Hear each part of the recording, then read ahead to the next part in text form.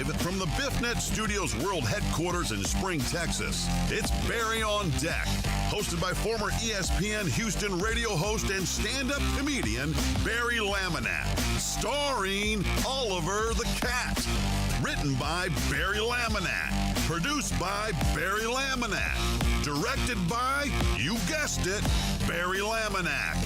Featuring sports, entertainment, special guests, film sessions, and some drinking. Okay, a lot of drinking. Viewer discretion is advised. And now, here's your host, Barry Laminack. What's up, you damn dirty deckheads? Welcome to Barry on Deck. I am your host, Barry Laminack. Thank you guys for being here. Today is Monday, June 23rd, 2025. And this is episode number 958 of Barry on Deck. Welcome to the show. Welcome to the program. Hey, hello, hi. How are you? Good to see you. Didn't think this bitch was going to happen. Computer wouldn't start. We had storms. This shit is crazy. It's wild. I don't know what's up with this weather. Like I was just chilling in the cut, working on things, and then all hell broke loose. I don't know what happened. It was just like the bottom fell out of the sky, and I was like, oh shit. And then the lights cut off, and then they came back on, and I was like, well, thank God. And yeah, it was crazy. Shit. So, but we made it. No, we got power back in time for a show. The computer functioned properly. So we're good. We're good. Yeah, KB Holmes, what's up? KB Holmes says hurricane season, Barry. Yeah, that's true. That's very true. Good point indeed, sir. Good point indeed. Well, we've got a lot to discuss. Holy shit, we've got a lot to discuss. Looks like we had my boy Kelly Eco on one show too soon. Story of my life. My goodness. The news broke over the weekend, and so without further ado, ladies and gentlemen, of course, I think we need to jump right to it. The Rockets did it. They did the damn thing. The Rockets go out and make a huge trade for Kevin Durant. And look, if you're a Rockets fan, are you excited? Is this what you wanted? Are you happy? I think is the question. If you're a Rockets fan, are you happy? I had my inbox was blowing up. My text messages were blowing up.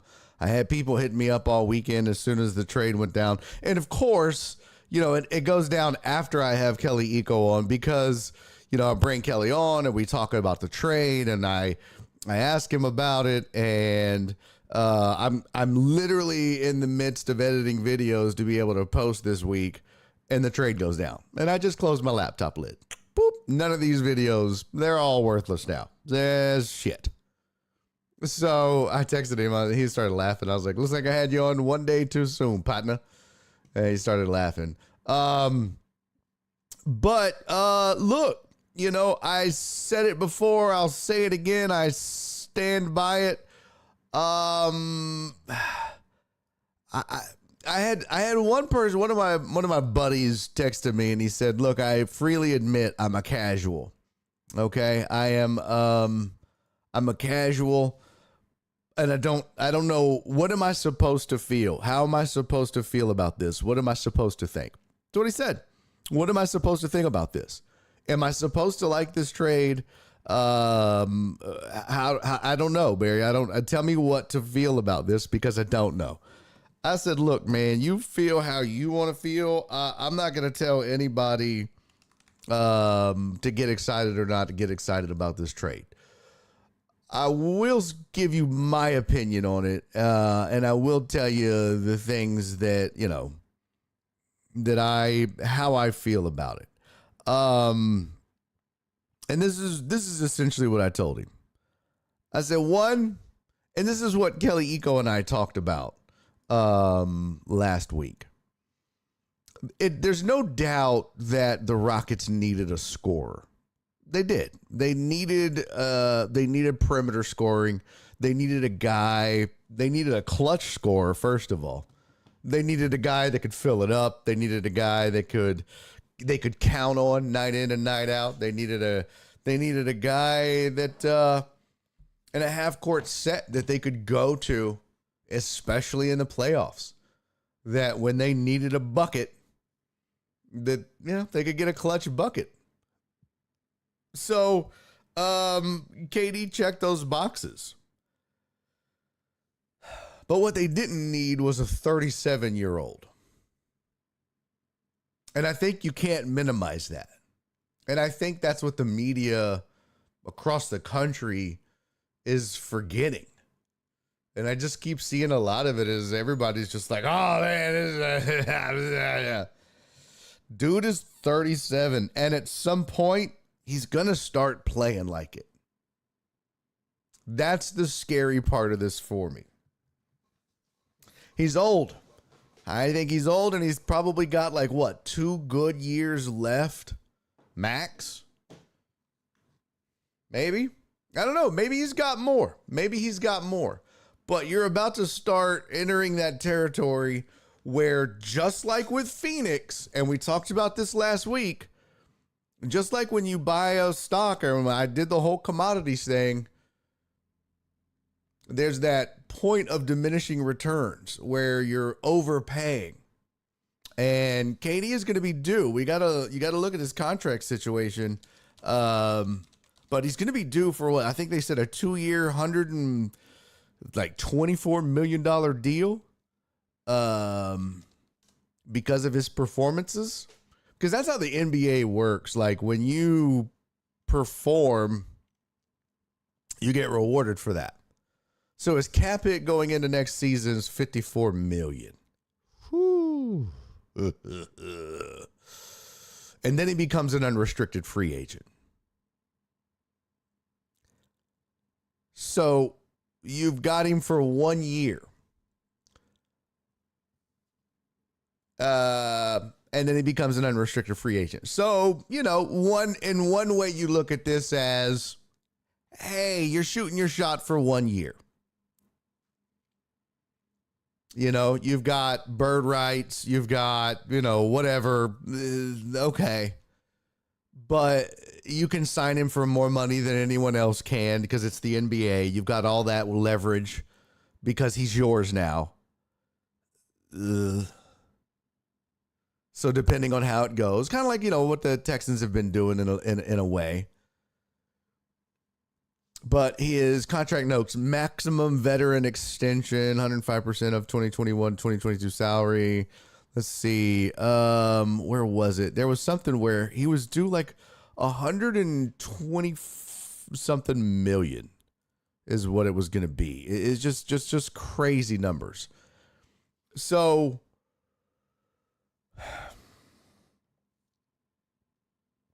I think he's probably got 2 to 3 good years left. So there's that. I think they gave up 1 year too early on Jalen Green. Every year since Ime Udoka has gotten here, Jalen Green has gotten better in some way.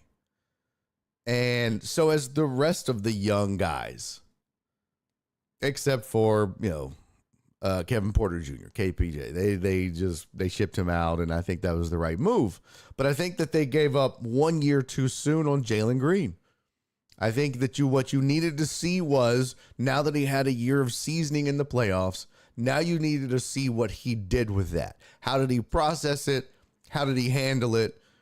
And then you could go forward and, then make a decision. Okay, was it time to move on from him? Now, the risk is everyone else sees that, and now you're selling low on Jalen Green. because he doesn't become an unrestricted free agent though until 2028, 2029. So, you still have, it's not like you would have to get rid of him and teams wouldn't have some time with him. So his value is still relatively okay, especially if he hits his ceiling at 33 million. So I think they gave up a year too soon. I think they lost some of their identity and some of their core defensive, what's the word? Their toughness. I think they lost some of their toughness in Dylan Brooks. I do. I think they lost some of their toughness. Terrence, thank you, buddy. I'll come back to you, I promise. I just want to get this out.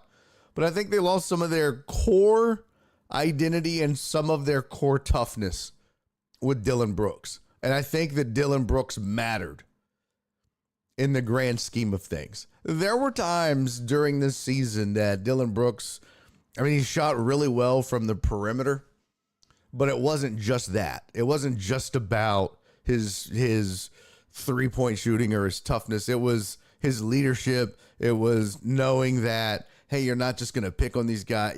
There was a lot of intangibles, I think, that Dylan Brooks. Now, he made some boneheaded plays. He made some dumb mistakes, but that was he embodied what I think Ime Udoka tried to instill in these guys. That said, you still have Amin Thompson, you still have Tari Eason. Both of those guys, defensively, you really don't lose anything. And you probably, if anything, they're probably younger and with another year under their belt or pass or at least equal the production defensively that Dylan brings to the table. But I just think you lose some of that identity of this team and Dylan Brooks. The first round pick doesn't mean anything. What you needed, you got in Kevin Durant. This team had a deficiency on the offensive end of on the offensive end, especially in the half court set, especially in crunch time, especially consistency. And you weren't going to get that with the 10th pick in the draft. So the 10th pick meant nothing. And then the second round picks really mean nothing to me either. So all in all, those two things I really didn't care about. And quite honestly, I jokingly said when I tweeted about it when it went down, I was like, oh man, well, that sucks. I think you just lost the linchpin of this team. You just lost your identity, and you just lost out on a great guy. And boy, Dylan Brooks is going to be missed. And the irony was everybody thinks it's supposed to be Jalen Green, but it's not. Hey, key.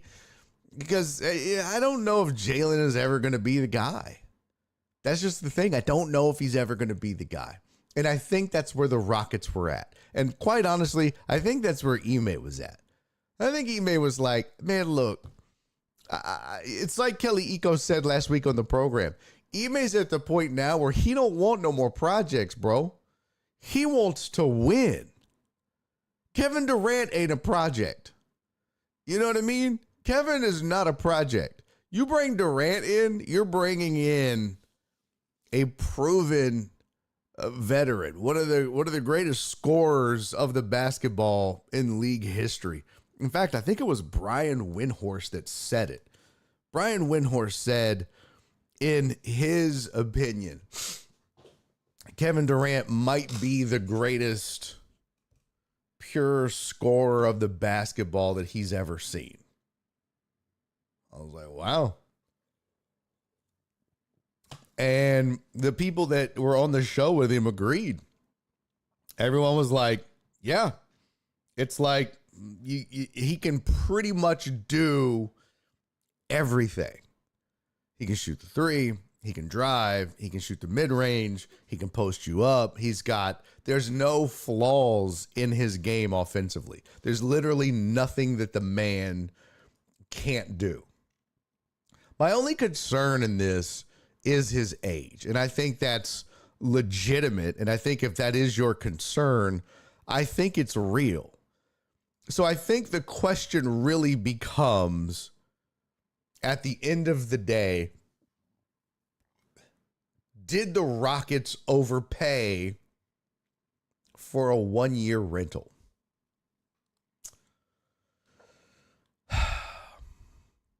I think time will tell. Here's the concern, and I just want you to put this in the back of your mind. All right, and I don't even know what was Dylan Brooks's contract. Let's see. So Dylan Brooks had 2 more years left on his deal before he was an unrestricted free agent. He's 30. So you still had 2 more years of Dylan Brooks and 3 more years of Jalen Green. And now you've got 1 year of Kevin Durant. Okay. Which, hey, look, if you decide you don't like it, and now you go after another veteran free agent maybe on the market, but other teams can pay more. But maybe that's not as attractive, you hope. Or you make a trade. I don't know.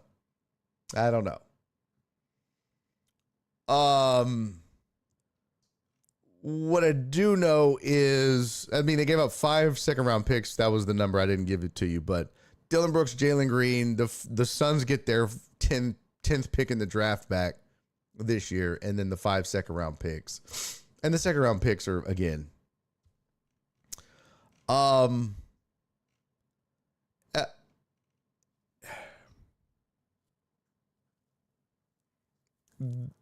my concern is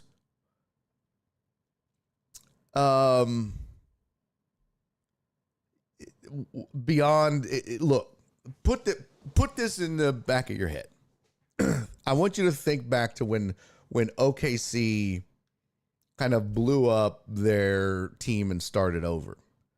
They traded Paul George to the Clippers, and the Clippers had this kid that they were like, he's just not really doing what we think he can do. And we have a chance to go out and get a proven superstar in Paul George. So they traded this kid that just really wasn't living up to expectations, named Shai Gilgeous-Alexander, to the Thunder for a proven superstar in Paul George. At the time, a lot of people would tell you that the Clippers definitely won that trade. Now you can sit back and evaluate that and who you think won that trade now. Because along with SGA, they got a plethora of picks. Now, I don't know. Maybe the 10th pick in the draft becomes a stud. The Rockets don't need that pick, though. And that's the conundrum, is they're deep already. They've got a ton of picks. So it's not like they're in the, beginning stages of their rebuild. They've already got the depth. So it's not like, you can always have more, but yeah, what do you do? The other part of this that I don't understand. So, just file that away, Houston fans. File that away. Because I'd hate for one day to, and I'm certainly not comparing Jalen Green to Shai Gilgeous-Alexander. But could it happen? Absolutely. Jalen Green has that level of potential. If he commits himself, we've seen what he can do when he commits himself defensively. We've seen that he can be a scorer of the basketball. If he can put it all together and become a complete player, could he put together an MVP type season and lead a team to a title? Do I think that? Yes, I do. I know that seems crazy, but I do. But he's just got to be able to put it all together. Heck yeah! And he's got to have the right people around him.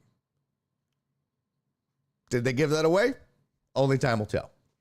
What the other part of this, and we're going to get to Genia's mom here in just a second, but the other part of this that I really don't understand is the Suns already have Devin Booker. Why are you just brought in like Timu Devin Booker and Jalen Green? That's the other part of this that didn't make sense to me. It was like Alex said, Katie said he just signed an extension, so I just that part I didn't get that. You know what I mean? Like I don't know. That one seemed, it just seems like you brought in this, like this, I don't know. Maybe the Suns think they're going to build around Jalen Green and they trade Devin Booker? I don't know. But that seems weird to me.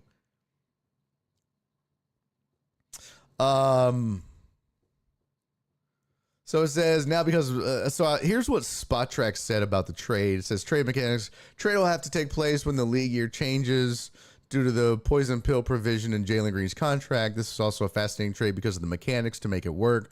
For now, we're going to assume that Jalen Green is waiving his trade bonus or the vast majority of it to complete this trade. If Green insists upon getting his entire bonus, the salary matching doesn't work. Because the Suns are a second apron team, yes, even after the league year changes over, they can't aggregate salaries in a trade. Phoenix also can't take back more money than they send out. Rockets are well under the apron in the tax, so they have less concerns with how they match salaries. Houston side's easy. They're receiving $54.7 million for Kevin Durant. The Rockets are sending out $55.5 million in salary for Green and Dillon Brooks. That will keep Houston from incurring a first apron hard cap. Second apron hard cap, blah, blah, blah. First glance, the Suns appear to be receiving the same $55 million for Green and Brooks. However, Brooks has a $1 million incentive in his contract if his team makes the playoffs. So incoming salary for Houston is 54.7, outgoing 55.5. Mission accomplished. So it looks like it's going to be close. That would be interesting if Jalen Green fucks this up and says, no, he's not going to waive his bonus. And that could happen, I guess. That would be crazy. If Jalen Green says, nope, sorry, I want to be a Rocket. Oh my God. Do you know how much people would hate that dude? That would be wild. Totally wild. Yeah, KB Holmes said Suns got another trade coming. That wouldn't surprise me. That wouldn't surprise me at all. Yeah, that wouldn't surprise me at all. Amos said, nah, they have totally different games. I mean, not really. They're both score first, perimeter wing guys. Like, I mean, I don't know. Neither one of them are great shooters, perimeter shooters. Both of them are really more drive to the basket mid-range guys. I don't know that Devin Booker is a great outside shooter. I'd have to go look at his stats, but I don't know. Well, we lost Genia's mom. I thought there she is. There she goes. That's right. I changed the damn, I got to change it back. Let's see here. Okay. I thought we lost her. Thank goodness. All right. We're going to get back to that. Don't you worry. But now it is time for everybody's favorite, absolute favorite, time of the week. And it is when the most amazing woman in the whole wide world joins me on this fine program. And ladies and gentlemen, you know who it is. It's your favorite mom. It's my favorite mom. It's Jenny's mom. Ladies and gentlemen, Jenny's mom's with me. I'm Hello, back mother. from traveling. Hello. You're back from traveling. I know. Where was you? Tell the I people. was in Lake Tahoe. Lake Tahoe. Oh, fancy pants. Did you win a lot of money? Hell no. You know, why is it when you go gambling, you win the first day and you're like, woo, hoo, hoo, I'm up 100, 150, whatever it is. But then you have to stay. Yeah. And play again. It's like and they again. know. Why can't I win the last day instead of the first day? It's how they get you, Jenny. It's how they get you. They know better. That's how they get you. Well, I mean, what are you going to do? Sit around and do nothing for 3 days? Hey, it was really great though, because I think I told you my airfare was comped and our hotel was comped. But then she's a gambler, and so she got comps for every one of our meals. So man, it was great. We rented a car and drove all the way around Lake Tahoe. It was beautiful. We had a great time. Oh, Lake And Tahoe. then I get home and now this news about the Rockets. I'm not happy, but She better. She did she like? Well, hold on, that was the wrong thing. Oh shit, I hit the wrong button again. Did she? So she shared everything with you though. She gave you like. Oh yeah. Oh, that's good. At least Yeah, she well, wasn't stingy. No, she invited me, and as her guest, I got to have free airfare and Wow. free hotel. But she just had so many comps because she's such a gambler that she said, "Well, just don't worry about it. You just leave the tip." I thought, okay. Damn. All I had to do was leave the tip. Yeah, I had a Damn. great time. It was a lot of fun. Wow. It was a lot of fun. I was sure upset about the trade, though. I'm a big Jalen Green fan, but Were you? so be it. Yeah. I think that we'll see that. I mean, what's he been in the league? 4 years now? Maybe. This is I think third 21 year, he was drafted. Yeah. Was it 21? Yeah. I think that was it. And, I think he's going to come into his own, but I hate to see it. They had such a good core group, but, hey. But, you just got this superstar for 1 year. And you just gave away a lot. A lot. The chat was saying that they said he is willing to sign an extension, which you'd have to. Now, when I had Kelly Eco on, he did say too that Ime Udoka and Kevin Durant are very good friends. They're very close, so I would imagine that would help too, keep him around if that's the move. And I would. It would be odd to think. I'm sorry. Didn't he have another guy too that's on the staff that he played with before or something? I think he played with Adams out in OKC. Well, I knew he played with Adams, but I think there's another guy that probably was paramount in helping him get here. That he played with as an assistant coach or something. Alexander, I don't know what his name is. Anyway, he has a lot of connections. So yeah, I mean, obviously being from Texas and so look, it says Durant and Udoka have a strong relationship dating back to their shared stints with the Nets. Udoka agreed to a long-term contract extension. So I think, Ivy, Johnny Johnson said Ivy. Yeah. So, yeah. Because Ivy played at Texas, didn't he, Johnny? Yeah, I think Ivy played at Texas. Mm-hmm. So I don't know.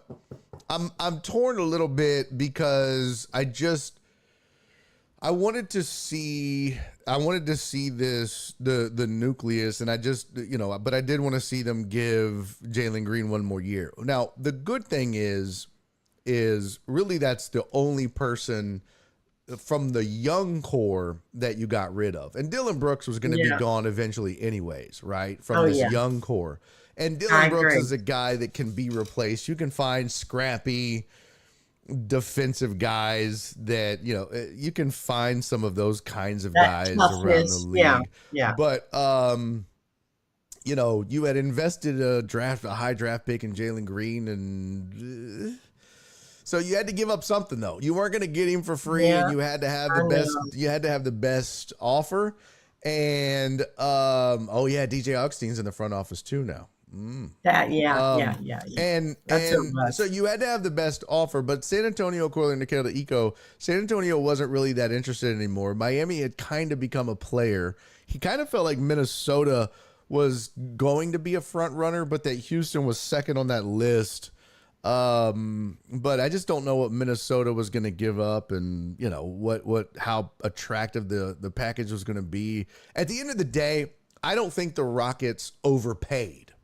I certainly don't think that they overpaid for Kevin Durant necessarily, unless that number 10 pick ends up being a superstar and Jalen Green ends up being SGA in 5 years. And then you definitely overpaid. That's the thing. You don't know what he's going to do. Hold on, Mom, 1 second. And especially if he doesn't produce a championship.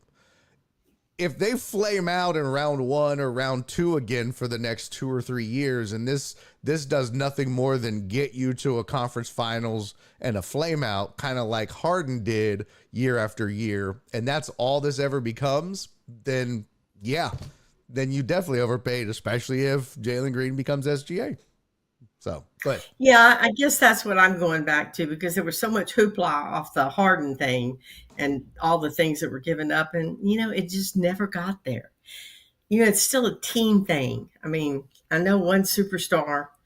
I don't know. well, Anyway, in a I'm not sport happy. where there's only 5 guys on the floor, one guy, 1/5 of the team. I mean, you can significantly change the trajectory of a franchise with one player. I mean, that is a fact. If you got the right player. Yeah, but If you've you got to got get the the right right player. guy, and But also he's getting up there.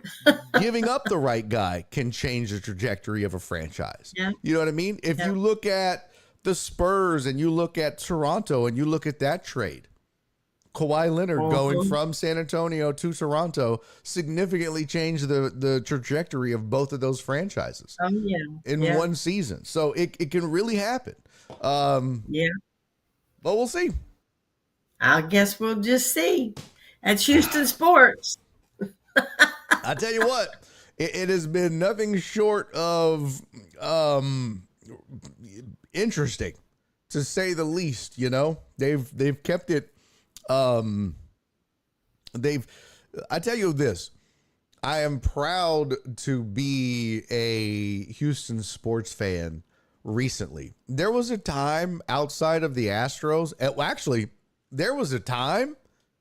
I remember you were not happy. Well, shit, there was a time. It was about the time that the cheating scandal broke. It was, even though the Astros were winning, the Rockets sucked ass, the Texans sucked ass, and the Astros were cheaters. And so it just sucked being a Houston sports fan. Even though the Astros were winning, they had the cheating scandal looming in 2019.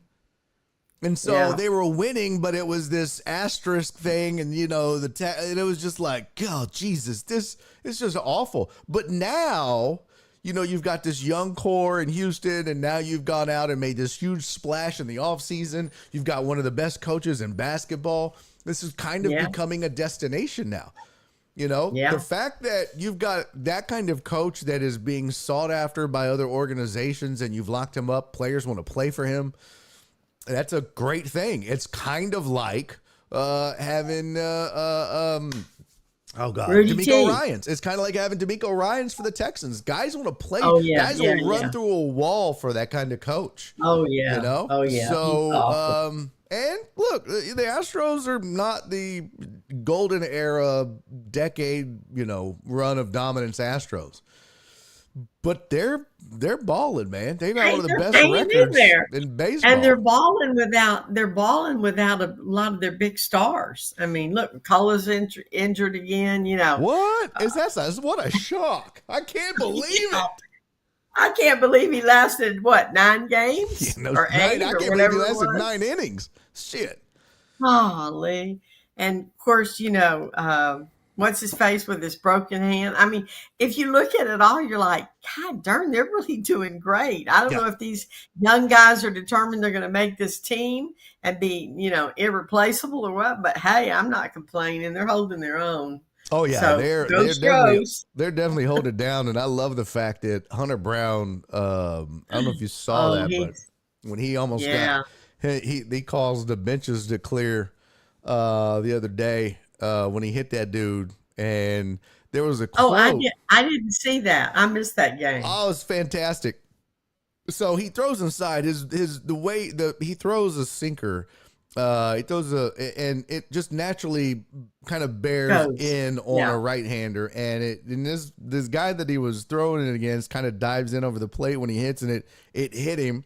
And I think it was the second time he's hit this dude, or second time that he busted him up in. Well, the guy got pissed and started jawing at Hunter Brown, and Hunter just started walking at him like, "Fuck you, man! What's up?" And it was like, Hunter doesn't take anything off anybody. And that's the thing is it was like it was the opposite of what you might expect. Like, he's got that dog in him. He was like pissed and he wanted to go, and he was talking shit, like major shit.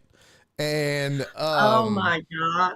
and there was a quote that somebody put up after that.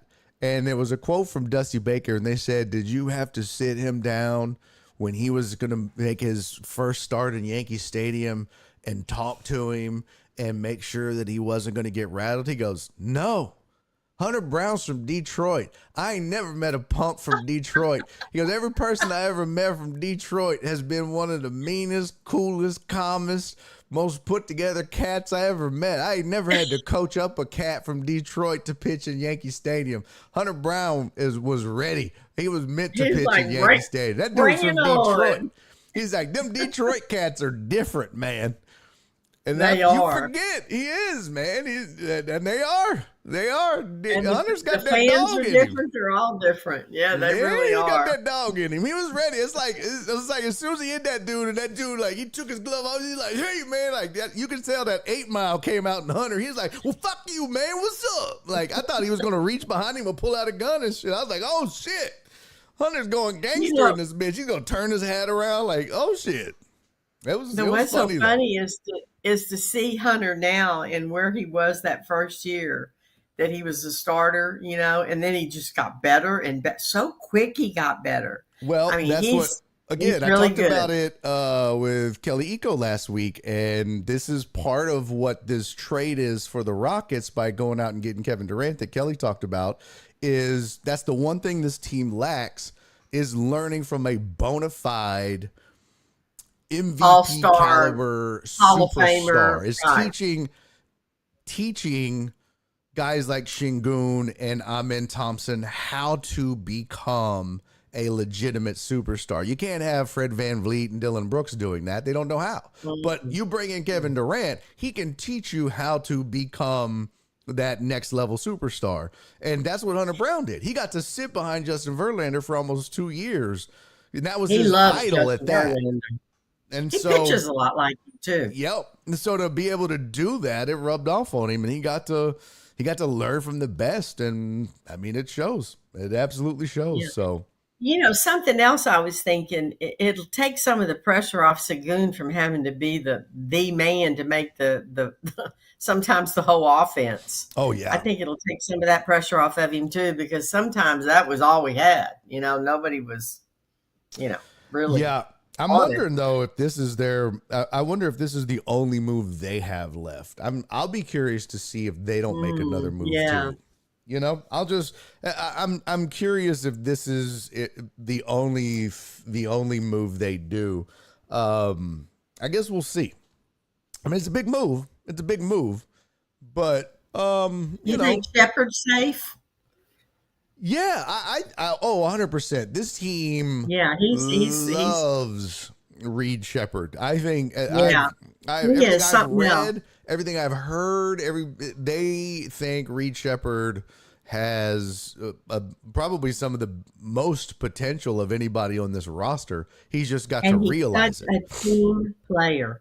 Even when I used to watch his college games, I mean, he's all about the team and making sure everybody gets the ball and scores. I mean, I was thrilled when they got him. He's got to be developed, but I think he's going to be really good. Oh God, Tony, that would be the worst thing ever.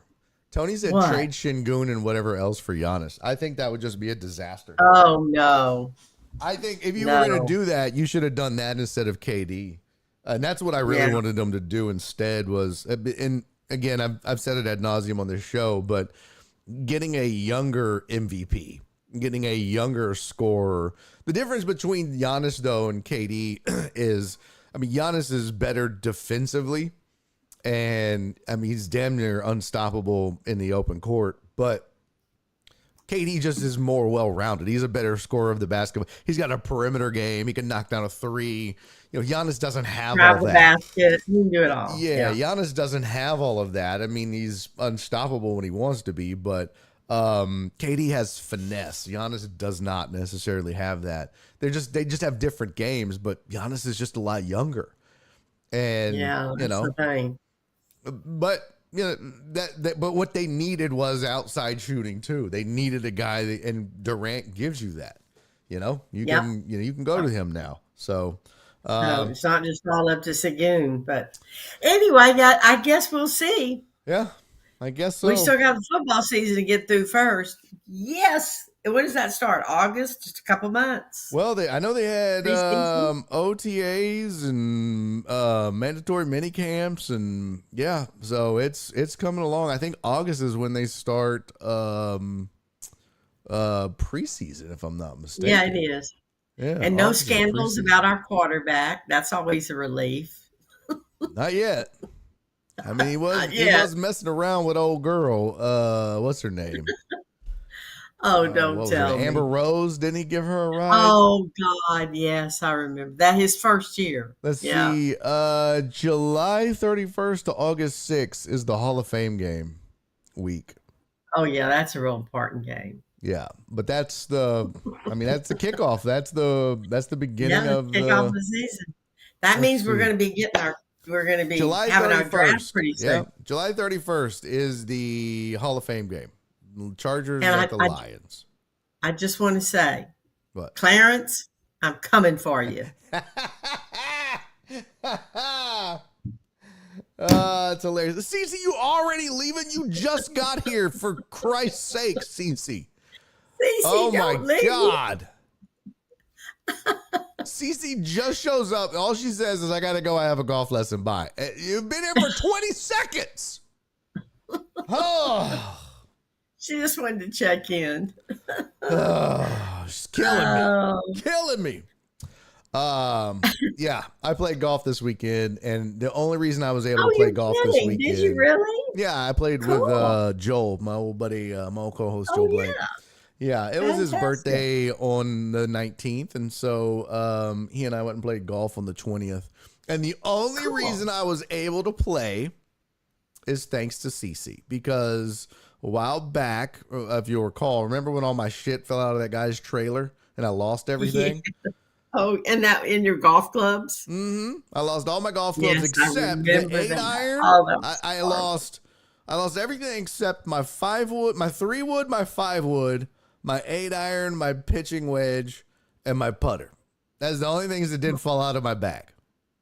But CC came through in the clutch one day. I was filling in on Robert. ESPN at a remote, and she brought me a bunch of golf clubs and a bag and balls and tees. Oh, Isn't that the I didn't know sweetest? Cece was. Just Yes, gave I it didn't all know she to was me. a golfer. Yeah. Oh, she's a huge golfer. She gave me all that That's stuff. like And my so, Paul. so I knew the only way I would get Joel out of the house to go do something for his birthday was if I told him I'd go play golf with him. And so he was like, you will? I was like, fuck, yeah, let's go play. He's like, okay. So we went and played golf on Friday. And So how'd you do? awful. Well, you do have to play it a little more than once every 2 years. Jesus, awful. Oh, my God. Awful. What up, Sensei? Oh, You my got to God. get out of that house and go Oh, play my golf God. more. Yeah, I haven't played in years, and it was bad. I mean, bad. But Joel was like, okay, you got a good swing. I could fix you. But like, Joel's a great golfer. Like, he's damn near a scratch golfer. He's like, Yeah, yeah. he's He like was Paul. Paul was 6 always over a on the great front, golfer. 2 over on the back. Yeah, that's Yeah. great. He was 8 over for the round. I was 8 over for the first hole. So, it's bad. So bad. But, You I mean, do we have had a to play great more time. We had a blast. We played out at Memorial. And we Oh, you just, did? yeah, That's where we my just- doctor plays. He really likes it out there. I've never played at out Memorial. there. Rudy T plays out there all the time. Oh, does he? Mhm. Yeah. I think it's Memorial he plays at. I don't know. My doctor tells me he runs into him all the time playing golf. I think it's Yeah. Memorial that they play. Yeah, you have to pay Yeah, for because parking. didn't I didn't know they that. just redo the golf course there in Memorial? I don't I know. thought they did. I don't know.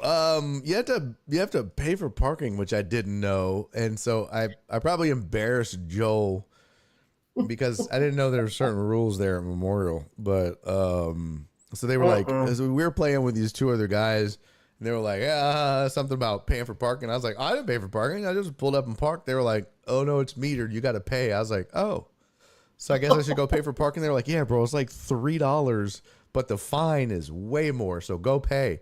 We were teeing off on the first hole. I was like, oh, I'll just take the cart and go pay. Well, I just took the cart and I drove out, but I didn't know like how to get out. So I just went down this one path, but I didn't know that it was a curb. So I like jumped the curb by mistake. And I just boom, boom, shack, pow. And I'm going off the curb and I'm driving through the parking lot. You know what I mean? Like I go to the parking lot. I drive up to my car. I do the thing. I pay. I drive back. I pow up the curb, back into the course. We're done for the day. And I was like, I had like a blister on my heel because my shoes don't fit no more. They're old and shit. And I was like, disaster. oh my God. And I was like, are you not going to drive us to the car, Joel? He goes, yeah, they don't allow the carts in the parking lot. I was like, what? He goes, they don't allow the carts in the parking lot. I was like, oh, really? Okay. He goes, no, why? I was like, I drove this bitch to my car to pay for my parking. He goes, you did not. I was like, oh, fuck, I even hopped the curb. He goes, oh, Jesus Christ, Barry. You did not. I was like, yeah, bro, I didn't know. Nobody told me. He goes, you hopped the curb? I was like, well, I didn't know it was the curb was there. I was just... There's certain protocol in golf. You need to learn the protocol. Well, maybe have a sign Paul's that telling says me that no all parts the in the time. parking lot or something. But, well, I don't know. But, yeah. Well, no wonder I was That's like the when only I drive- cart out there in the parking lot. When now. when I drive the cart for Paul, he's always saying, you can't do that. I'm Yeah. like, okay. Oh, and then let me tell you what he does, Mom. So it's cart path only. Donna called me Happy Barry Gilmore. That's hilarious. So it's cart path only, which means you have to just keep your cart on the cart path. Don't drive out on the you grid. can't drive Don't get out. off the cart path, whatever you do, right? Not Joel. And you got off of it. Not me. No. Joel's driving the cart. I'm just I'm riding and smoking cigars. That's my job. I'm riding, smoking cigars, and just playing shitty golf. That's all I'm there to do. And doing a really good job of all of it, right? Yeah. And having fun. Joel would pull up and he'll like just kind of pull off to the side and just be like in the, in the rough a little bit, not like way off in the fairways or anything, but he'd be probably 3 or 4, 5, maybe 6 feet off the cart path, and we do that for like, I don't know, 4 holes, 5 holes. Well, here comes the course marshal. He pulls up and Joel's out. Yeah, Joel's out on the fairway getting ready to hit a shot. And I'm sitting in the cart. I'm smoking a cigar. And the marshal pulls up. And you're getting in trouble. And the marshal goes, hey, you need to move your cart and put it on the path. And Joel was like, oh. And I was like, oh, my bad, bro. My bad. And he drives off. And I was like, fucking Joel. He goes, sorry, bro. My bad. And so I pull the cart back onto the cart path. 2 holes later, same shit. Joel pulls the cart off the cart path, goes to hit the ball. I'm sitting there. Here comes the fucking marshal again to me. He goes, hey, man, I told you, keep your cart. I'm like, I'm not driving the fucking cart, man. It's not me. But of course I don't say that. I'm just like, my bad, man. My bad. Like, I'm obviously not sitting in the fucking driver's seat, you dumbass. But I was like, sorry about that. Did Joel think it was funny? Oh, yeah, he thinks it's hilarious. He's just like, he just keeps getting me in trouble. He just thinks it's fucking hysterical that I just keep taking the rap for his shenanigans. Well, at least y'all got to share golf together. Yeah, and so I pull it back on. Well, then, there's 4 of us, and then the marshal comes up a little later. And mind you, there's 4 of us. They all pass him.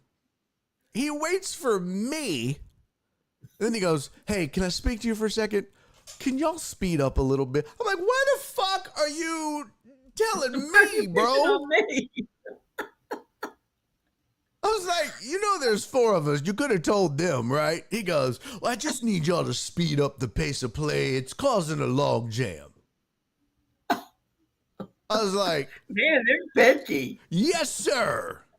Yes, I sir, told the Captain, guys, I was sir. like, I think he just wants to fuck. That's why. I think he just likes, I think he's attracted to me. He just wanted to talk. That's what it is. He could have told any of y'all that. I know a desperate man when I see one. That Marshall wanted to fuck is what it is. Oh, Barry. Jackass. He could have told any of them, hey, man, fellas, y'all need to pick it up. Let's go. I was like, I saw the way he looked into my eyes. He gazed a little bit. I thought he winked. I don't know. It might have been the Saharan dust, but I'm pretty sure he winked. It could have been. Jared Taylor said Joel must know the Marshal and had him fuck with you all day. That would not surprise me. Joel knew a lot of people out there. Joel knew a lot of people from his That's Rockets true. He days could have out done there. that. So Joe, yeah, Joe would do that. that would not surprise me at all. So yeah, definitely not. But, all right, mother. That's right. Honey, well, all right. Well, I'll let you get back to talking about the finals Yes, gonna break that down. last night. All right. Bye, Love you, mother. everybody. See you next week. Oh, love so you will too. be here next week. You won't be out world Yes, I will. traveling again. Okay, good. Good to I know. don't think so. Okay. Oh, good. Well, Bye. if you could pencil us in, we'll see you.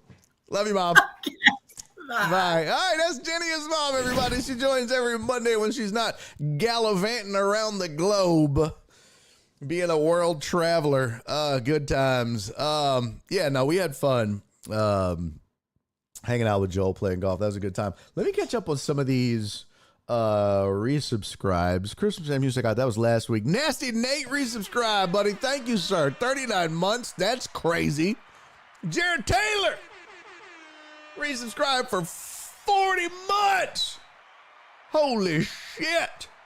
He said healthy KD equals Rockets championship. Terrence resubscribed, sir. Thank you very much. 27 months. You are the man, sir. And PP Dubs resubscribed. Says PP Dubs has been subscribed now for 38 months. You guys that are titties. Thank you, sir. Good to see everybody in. Much love to you. I know we just got rolling and got into it, but I just want to say what's up to everybody. Hello, hi. Good to see y'all. Thank you for being here.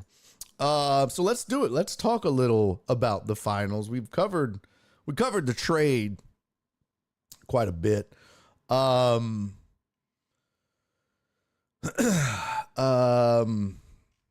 wanted to let's talk a little bit about the finals.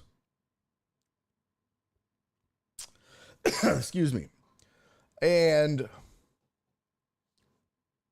well, actually, real quick, I just looked at my newsletter from The Athletic. It says early consensus says Phoenix didn't get enough back in the deal, but time will bear that out.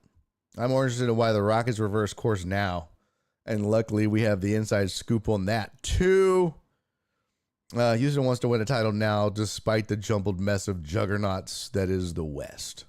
And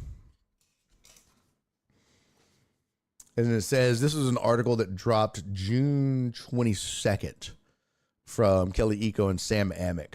And it says why the Rockets changed course and fast-tracked their timeline to land Kevin Durant. For months on end, the message from Houston was consistent. They had no plans to go into the Kevin Durant business.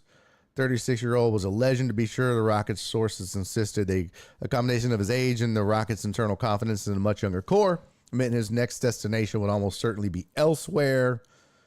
Yeah, by the time the Durant dam finally broke on Sunday when the Rockets landing Durant from Phoenix, it wasn't hard to understand why they changed course. In today's NBA, where parity reigns in second apron, the reality of luxury tax, blah, blah, blah. After 7 years of quietly scouring the market for their next star with players like the Suns' Devin Booker, Zion Williams, and Donovan Mitchell, Jaylen Brown, and others known to be on the Rockets' wish list at various times, focus eventually turned to Durant. So after weeks of negotiating between Phoenix and so many other teams, including Miami, San Antonio, Houston, it says the Suns, per league sources, the Suns exploring a variety of three-team structures that never materialized. The Rockets relented. Their hopes, of course, is the choices to finally do this deal makes them instant title contenders, which we'll get to. Here's why the Rockets, aware that this move could make or break their promising era, pivoted from their long-standing stance as one of the game's greatest all-time talents. It says, over multiple weeks of discussions with Phoenix, with Rockets GM Rafael Stone, Houston maintained a firm stance in its refusal to include young players such as Reed Shepard, Jabari Smith Jr., and Tari Eason, team sources told The Athletic. Rockets refused to give up the Suns' 2027 and 2029 first-round selections as well, no matter how motivated the Suns were to recoup those prized picks. They sent them to Brooklyn in February 2023 Durant deal, and the Rockets landed them in the June 24 deal with the Nets. Rockets and Suns found common ground, however, in the availability of the number 10 pick. And again, the reason is because Houston really doesn't need that pick right now. Houston have been unable to bring in top players for workouts due to the increased likelihood of the deal, and the Suns, it says, through CEO Josh Bartelstein and owners Matt Ishbia, saw the selection as someone who could step in and contribute right away. To recoup assets in return for Durant, different constructs involving 3 and 4 teams were presented, but those never gained suitable footing. While the move wasn't directly tied to Green's struggles against the Warriors, it certainly didn't help his cause that he struggled so mightily at a pivotal point. Ever since he agreed to a 3-year, $106 million extension in October, with Şengün having received a 5-year deal on the same day, rival executives have predicted that Green might be on the move if he didn't meet this Rockets moment.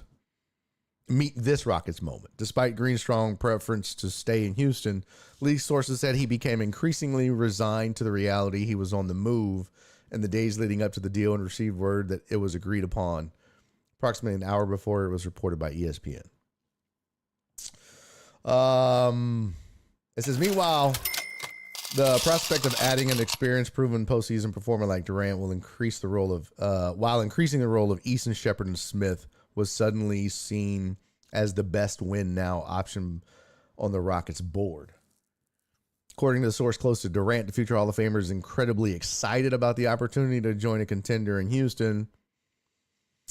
When asked what to expect, Durant said, quote, "We gonna see." Durant has 1 season remaining on his deal, yet while he may not sign an extension when he's eligible in July, team sources said there is a strong belief that this will be a long-term partnership. Strong belief and actually is 2 completely different things. So, Rockets now possess ample length at 4 starting positions, amplifying the defensive tools Udoka now has at his disposal. 47-year-old coach has made a serious impact since his arrival. So that gives you a little insight as to why they did it. The Athletic gave the Rockets an A in the trade. If you give a shit about that, if you're into grades. And they gave the Suns a D.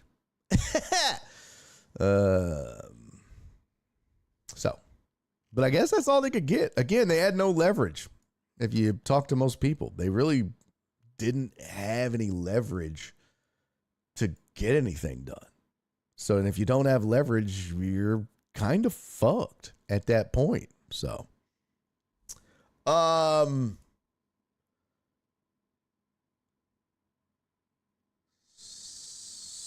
speaking of that, here we go. Oh, I like seeing that. That's funny. That's one of the ones I told y'all.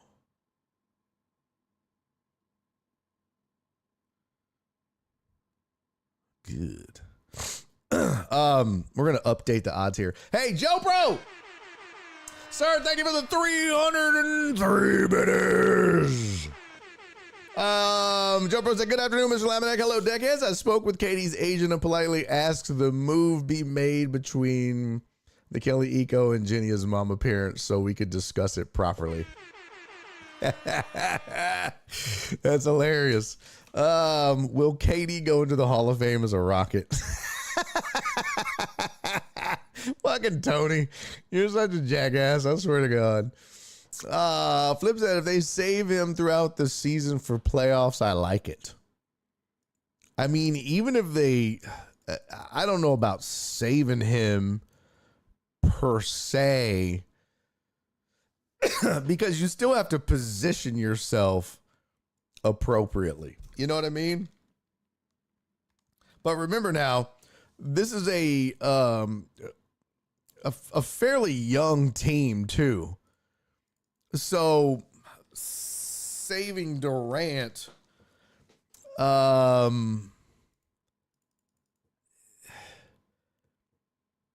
it's not necessarily, sorry, I'm doing something here at the same time. The rotation can get a little thinner, so you don't need to go out necessarily and, dump the workload on him. You're not getting Durant for the regular season. You're just not.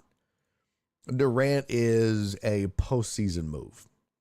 That's just a fact. So in that sense, I'm with you in that, look, you don't need Kevin Durant to get you the number 2 seed. We know that. We saw that. But what you do need is Kevin Durant to get you some consistency in the postseason, and some scoring and veteran leadership. So, I'm updating. I'm trying to get you a slide with the updated. Let's see.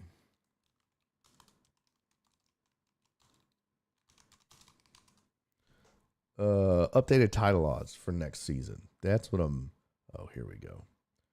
This is weird. I don't have the same logos as.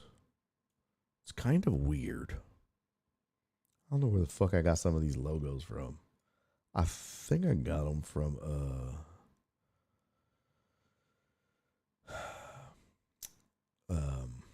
Wiki. Yeah, I think I got them from Wikipedia, but doesn't look like it. Anyways, here is the updated title odds, because the odds changed pretty significantly with 2 different things. Changed the odds over the weekend. The first being the Durant trade. That had a, hey, what up, Perry? The Durant trade had a pretty significant impact on the odds. The other was the Tyrese Halliburton injury.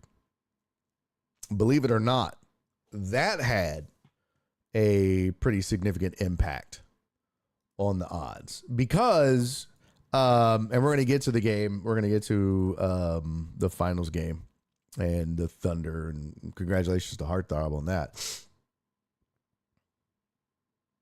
What is happening right now? What is that? Oh. Okay. Why did that do that?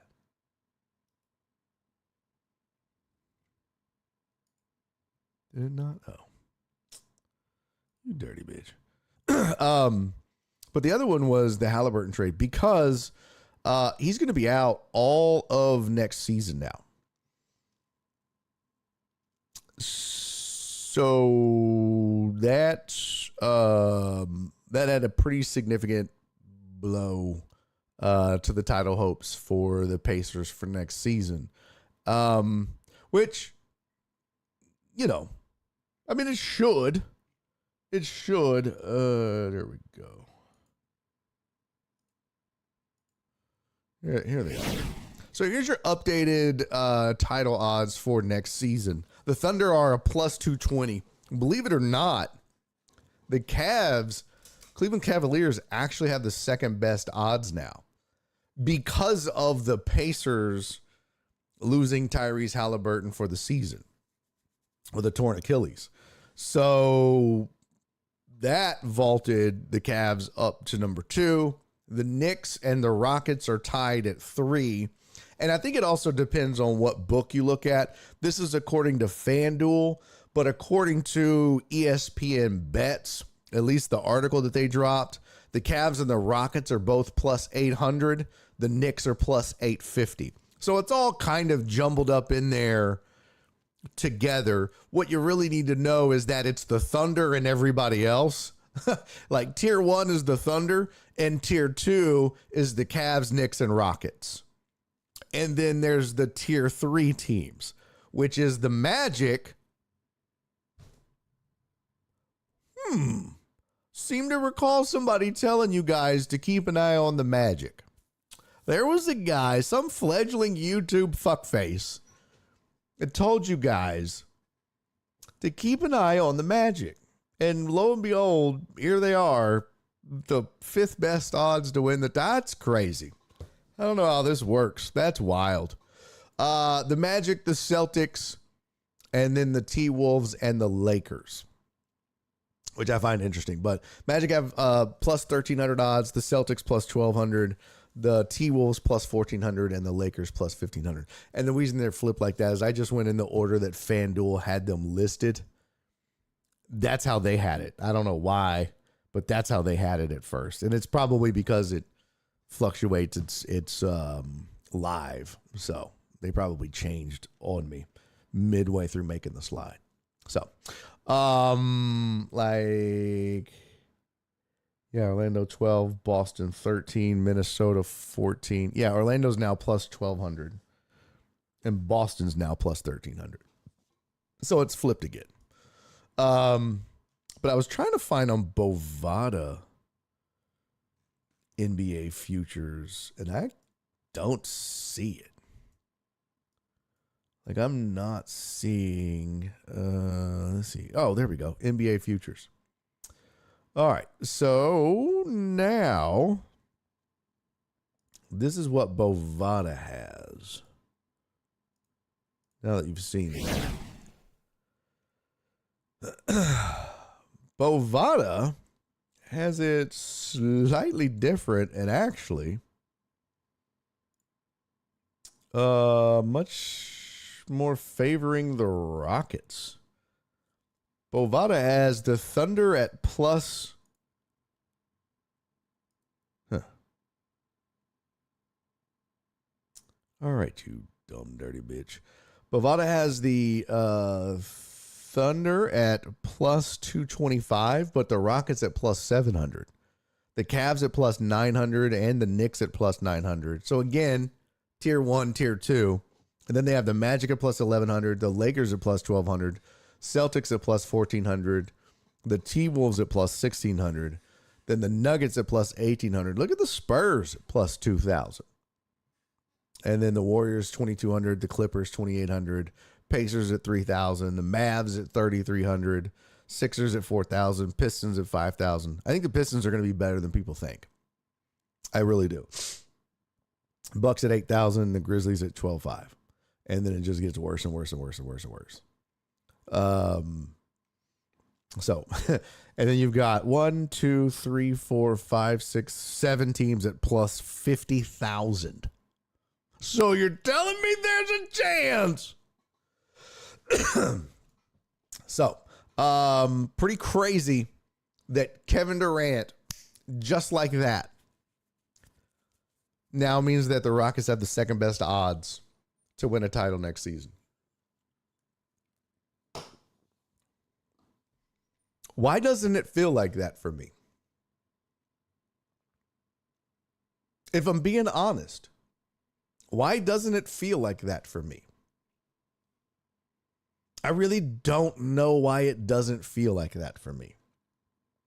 Maybe I'm too hung up on his age. Maybe I'm too hung up on his age. Maybe I'm too jaded Maybe it's because I'm too jaded from the James Harden era Rockets, where no matter what star they brought in, no matter what combination of superstars and big names they went out and got, and regardless of what title odds I looked at and saw them go up when, oh, the Rockets added Dwight Howard. Ooh, what? The Rockets got Chris Paul. Ooh, what? It didn't matter the name. It was James Harden and superstar XYZ. Didn't matter in the end. It never mattered. And so maybe I'm jaded. But this is also a different kind of coach. And a different kind of GM.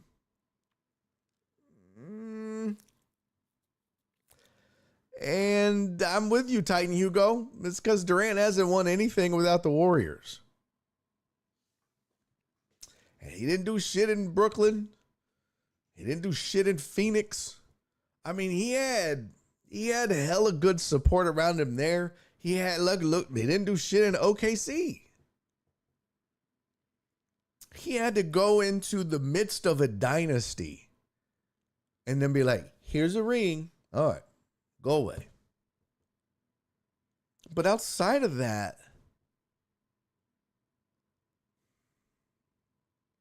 I don't know. You know what this kind of feels like?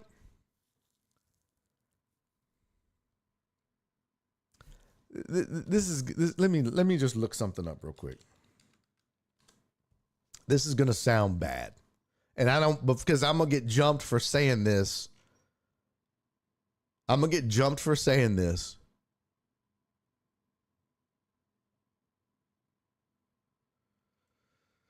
Oh, he had the one there. Okay.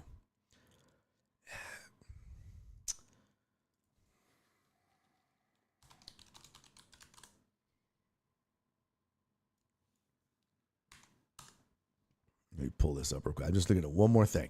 Just before I make this analogy, I just want to look this up real fast. Okay. I feel fairly confident in saying this. It's not a 1-to-1.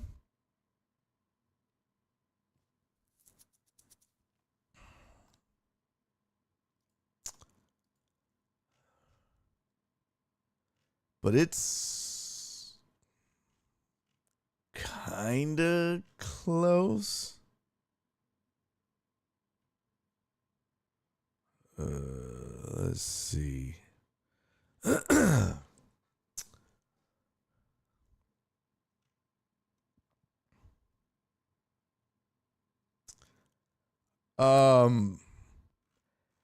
I kind of feel like, yeah, okay.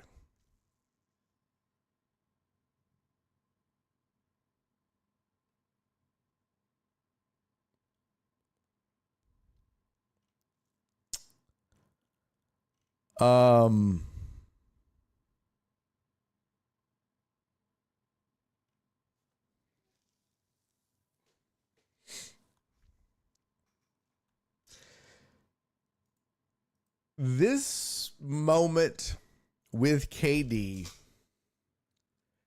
kind of feels like Shaq to the Celtics.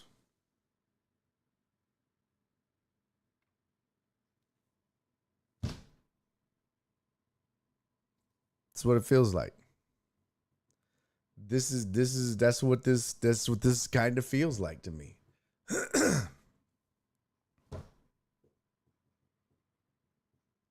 This is like winding down. This is just like, I'm looking at Shaq's career, right? He had Orlando.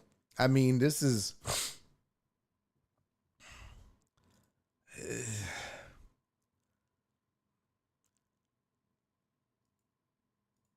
it's very similar. Their trajectory is very similar. Very similar. Except like Shaq went to Miami and won an extra ring. But then after that, Shaq goes to Phoenix, and then, so when Shaq goes to Miami, it actually takes Pat Riley firing Van Gundy, I think it was, to win a ring. And that move was kind of Durant to leaving Golden State and going to Brooklyn. Except Brooklyn never could get it done. But Durant starts at Seattle/OKC. All the promise in the world, nothing. He leaves and goes to a dynasty, wins a ring.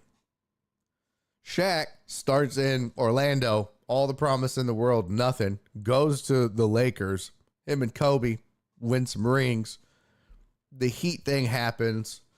Riley and Wade kind of make that happen. That was the infamous Kobe how my ass taste.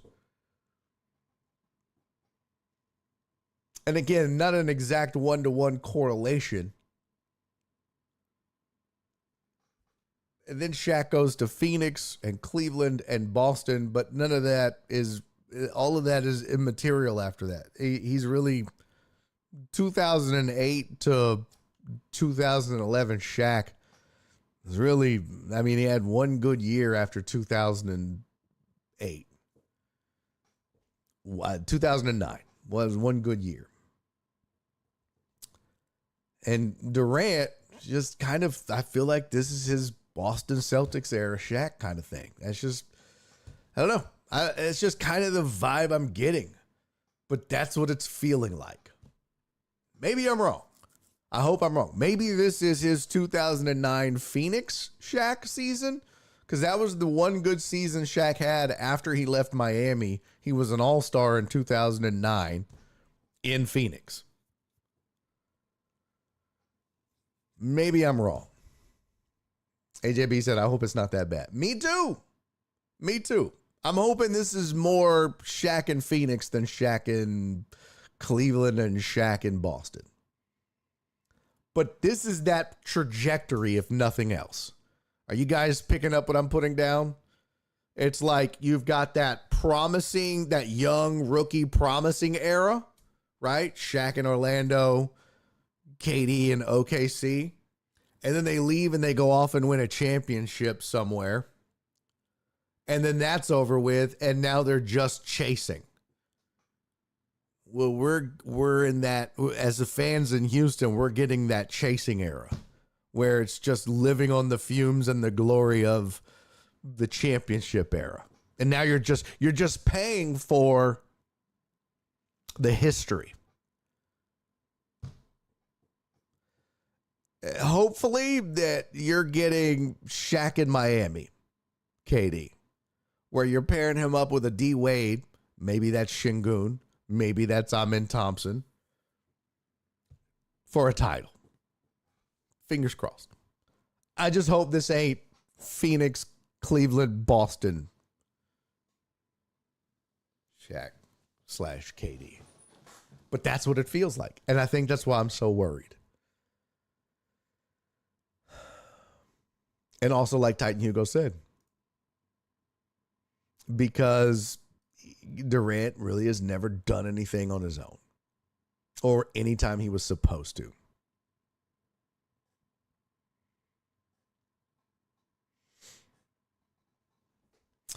Yeah, Amos said, wait a minute, they went to the finals in OKC. Getting to the finals is not nothing. Yeah. I mean, Stockton and Malone got to the finals. Barkley got to the finals. Right? Didn't Barkley make it to the finals? A lot of guys get there. Would you be happy as a fan if KD comes here and gets this team to the finals and they lose and then they never get back again? And that's the end of the Durant era? That's not why you're bringing him in. You're bringing him in to deliver a championship, not get you there. That's just me. Oof. Dubs, exactly. Like Rodgers going to the Steelers. Exactly. This feels like Rodgers to the Jets, Rodgers to the Steelers type shit. Yup. That's what this is. That's what this feels like. That's what this feels like. You're like, well, didn't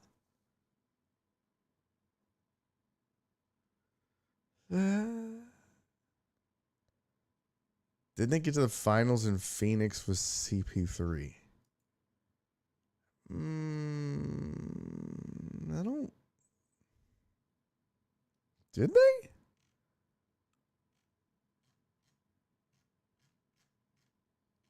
Did they get to the finals in Phoenix? I don't think they did.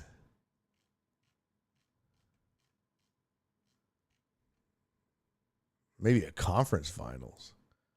I might be wrong though.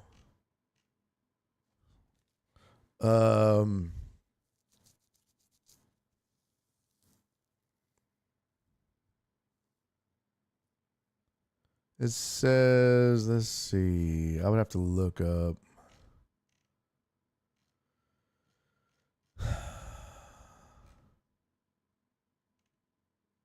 I would have to go look up like on Basketball Reference. Let's see.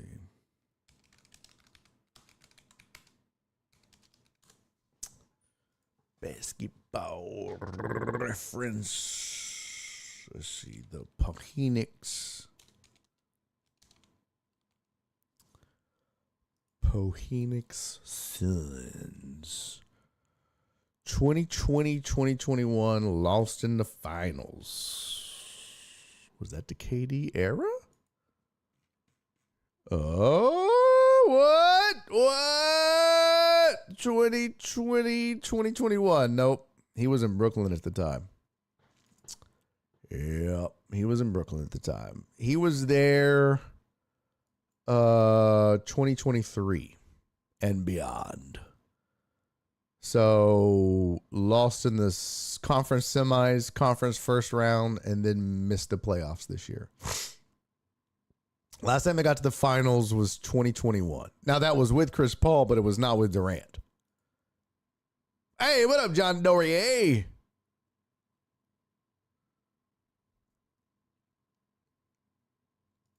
Oh, I didn't know if you meant with Durant, but yes, they got to the finals with CP3, not with Durant though.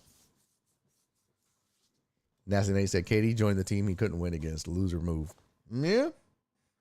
Yeah, that was the knock. That was the knock.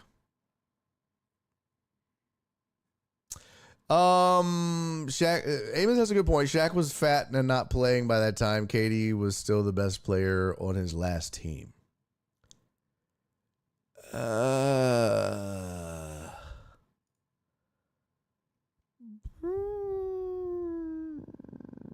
I don't know if KD's the best player on the Suns. I mean, it's not Devin Booker. It's not Devin Booker, is it? KD? I mean, maybe it is. I know it's not Bradley Beal. But okay.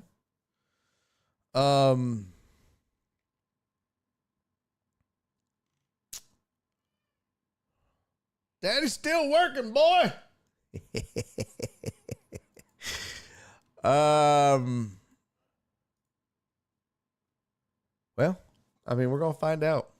But let's talk about that game last night. I didn't watch the last. Heartthrob, you got to just still be high as a kite. But I tell you what, I don't know. My heart, first of all, my heart breaks for Tyrese Halliburton. Just unbelievably sad. And when you watch the video, when he went down, I didn't even see him fall. I was kind of like looking out at my laptop at the time. But to watch the replay and to see his leg like pop like that,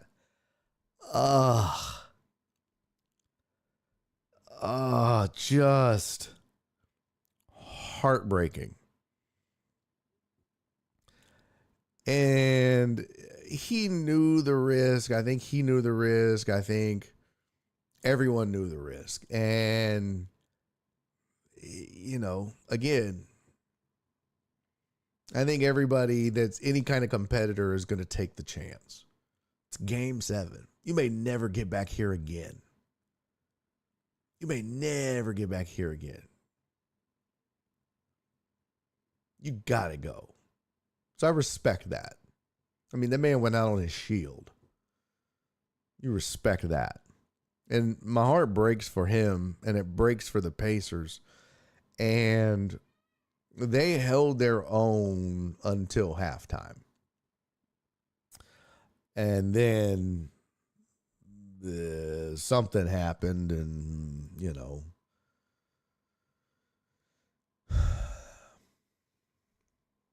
a switch got flipped, and that was the end of that.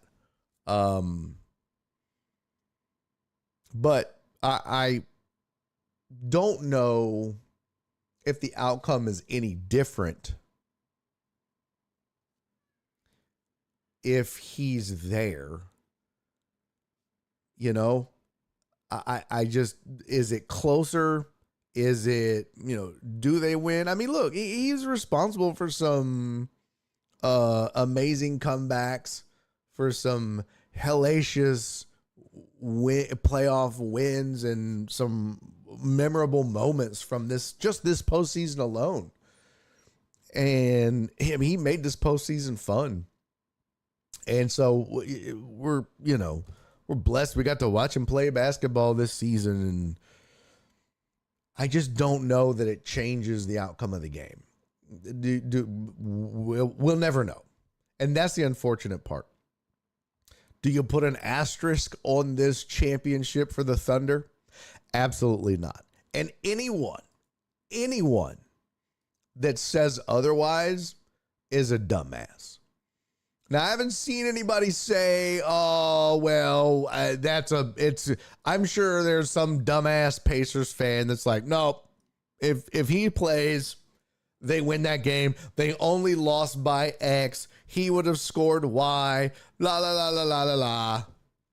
First of all, you don't know that. That's a stupid ass. That's a fool's errand to play those types of scenarios out.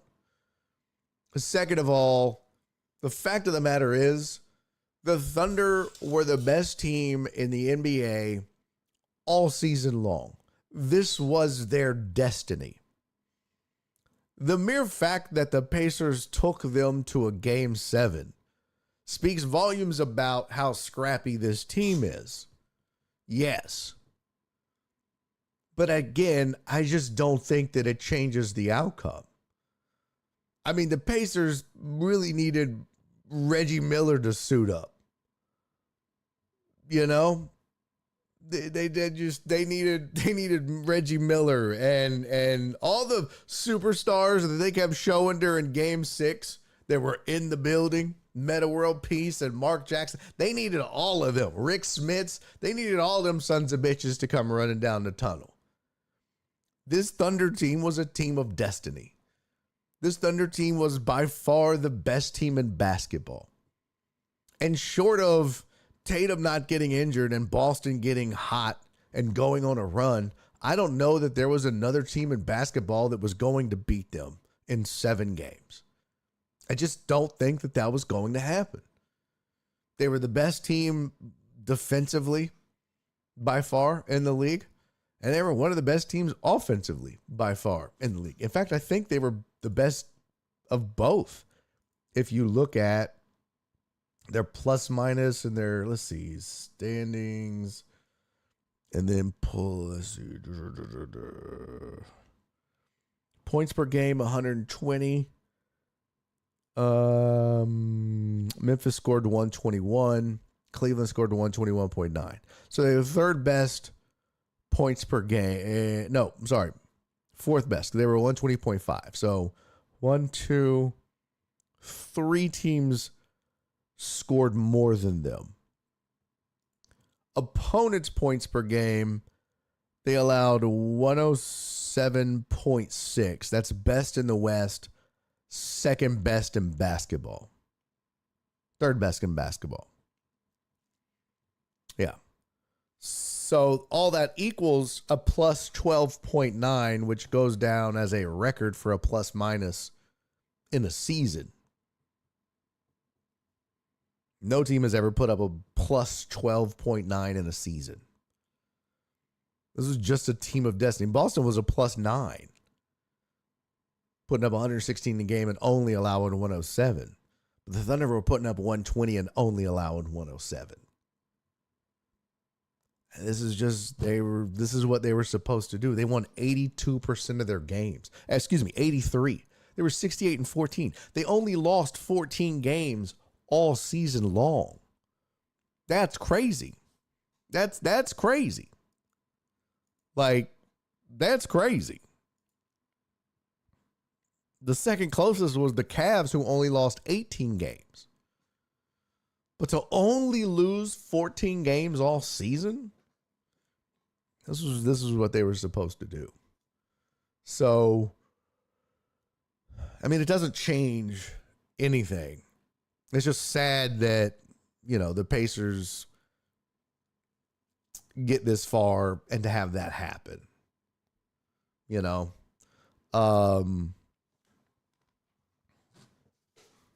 it's sad that as fans and the NBA itself kind of gets robbed of, what may have been a fantastic finish of, who knows? You never know how that game goes down. But quite honestly,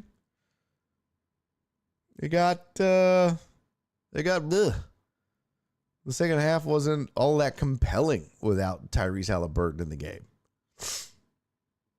No knock on TJ McConnell, but it just wasn't the same. Hey, what up, free band? So, Joe Bro said, across all sports, it sure seems like depth is more important than ever. Am I just yelling at a cloud, but do serious injuries seem more common lately? No, it's a good point. Yeah, Perry said OKC's team defense was amazing to watch. Impeccable.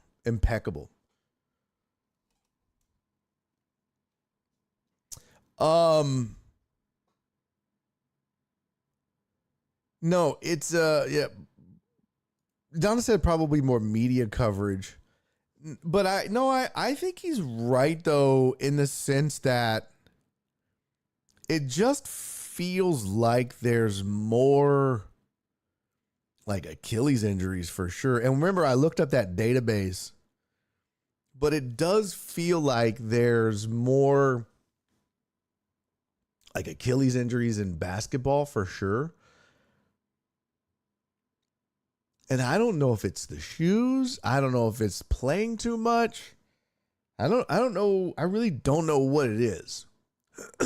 But it does seem like we're a lot. It does seem like a lot. Yeah, what up, Alec? Alex said they held on for a little bit, but Ali was definitely needed in the second half. Oh, 100%. Yeah, and he said he was annoyed they kept showing the injury over and over. Well, they're going to.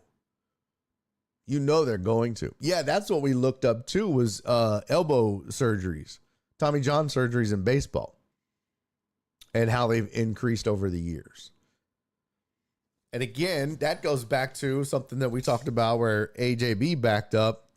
Is it's like, man, if that's all you're doing, these kids are playing year round, constantly, from the time they're 8 years old, 7 years old. I mean, Aaron in the chat can tell you, man, these kids are playing Salukis and AAU and like they're nonstop. But by the time they get to be the age of like Tyrese Halliburton, there's a lot of wear and tear on their bodies and their bones and their muscles. And it doesn't surprise me. And is it coincidence? Is it, I don't know. I think there's something to it. Somebody said something in this chat not too long ago, but or was it? a TV show I watched. The one where Shaq is trying to bring Reebok back. But it was like, is it because they're playing on these low tops and not high tops? I don't know if that's the case. I could see maybe more ankle issues. But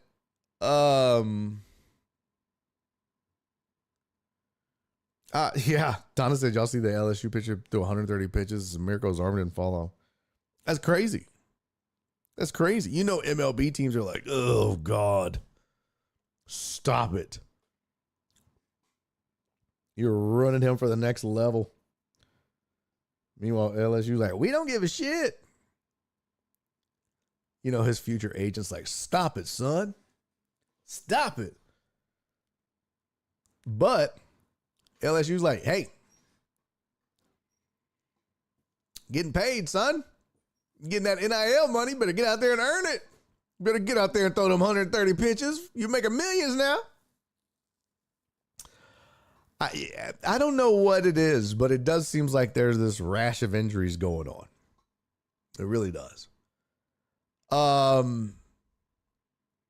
As far as the game goes, I mean, look, there's no doubt that while Halliburton was there, he started off hot. It was close. It was close. It was contested. It was a different game. Things changed once he left. There's no doubt. But again, you just can't guarantee that they win that game. There's just a lot that goes in, I mean, the home court and, you know, what kind of calls you're going to get. It's MVP versus not an MVP. And down the stretch, you're giving the ball to Shea, and is he going to get the calls, and the defense clamp it down? And don't get me wrong, Indy's defense is great, all that, but, you know, and poor Rick Carlisle, you know, he just had to be just like, fuck. Because who knows if they ever get back. Hey, what up, Jacob? Good to see you, homie. Who knows if they ever get back. That sucks. But, you know, people were, the NBA said that they're going to look into the NBA and the finals and this and that because ratings are down. I thought Doris Burke eloquently stated it, that she said at the end, you know, they said their ratings were down, but she really felt it was like it was an honor to call these games because these players and these coaches and everybody, you know, put on a great product. I loved the basketball. I thought these games were great. I personally could give two shits about big market teams. Just because teams are big market teams, that does not necessarily mean they have the best players. And it doesn't necessarily mean they have the best teams. It just means they have the big city name on the front of their jersey. I mean, for fuck's sake, the Knicks are the Knicks, but they're the Knicks. You know what I mean? I mean, look at Brooklyn. I mean, the Bulls are a big city name. The Bulls were, my God, that Michael Jordan made them a household name. Can't find a Bulls jersey around this country now. So, I just think that doesn't matter as much if you're a sports fan. Now, if you're if you're just a casual and you're just like, oh, yes, I love basketball. It's kind of like that commercial. If you watch hockey, there was a hockey commercial that came on with what's that big gal that comes on White Lotus, seasons 1 and 2. She's hilarious. She always looks like she's squinting. She's blonde. Oh, what's her name? White Lotus, season 1 and 2. By the way, White Lotus, great series, but I don't know why they needed to show all that dick in seasons 2 and 3. Just unnecessary amounts of dick. Jennifer Coolidge, she's hilarious. Jennifer Coolidge is very funny. But she's doing this one commercial where she's sitting next to Wayne Gretzky. She's like, "Hi, Wayne Jetski." She's calling him Wayne Jetski. Like, unless you're her, and you're just like, you don't know who the fuck. You're like, oh my God, there's Mike Holmgren. Oh, that's neat. That's awesome. I thought he was fatter. Okay. And I get that the NBA needs the casuals. I get that. But if you start adjusting things and catering to just them, you're really going to damage the product. And then you're really going to affect things because you're going to lose the hardcore fan throughout the regular season and everything else. Because if you're adjusting things just for the casuals and the finals, fuck everything else up. You lose your core audience. That's your bread and butter. Casuals don't buy jerseys. Casuals don't spend the money like your hardcore fans do. Now, businesses spend the most. Don't get it twisted. I love that fans, we always think we're the ones that keep the NBA afloat. No, we're not. As consumers, we're the target for advertisers and corporations, but we ain't spending the money. Okay? Your little ticket money that you buy, I love it. It's cute that we think that our little ticket dollars is what's keeping the. I'm sorry, but gate revenue is great. Don't get me wrong. But who the fuck you think is buying lower bowl? It ain't you and me most of the time. It's businesses. And they're also paying the advertisers on TV and in the arena. And it is all driven by corporate dollars aimed at us as consumers. So indirectly, we have to buy the products that the advertisers advertise. But directly, no. There's a percentage of it, but it ain't. I mean, we like to give ourselves too much credit. That's just a fact.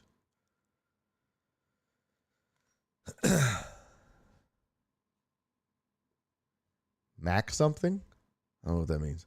Who was the Bulls fan we had on their show that went viral for the homemade jersey on TV? Damn. Oh, that's been a minute. Oh, yeah. Jen's friend. Yeah. Oh, shit. Oh, God. What is his name? I got to go to Facebook. He's known as Jersey Guy. Yeah. He's also a stand-up. Let's see. No, not Jalen Mack. We're friends on Insta too. Let me see if I can find him.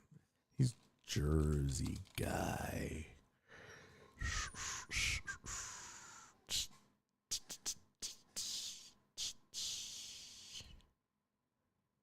Damn, he's even got a. Oh, nope, that ain't it.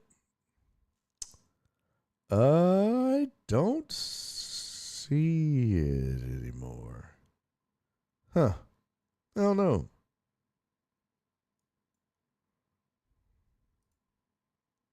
I don't see it now. Yeah, I forget his last name. Jersey Guy Mac. Yeah, I can't find it now. Good question, but yeah, that has been a minute. Definitely been a minute. Those good times.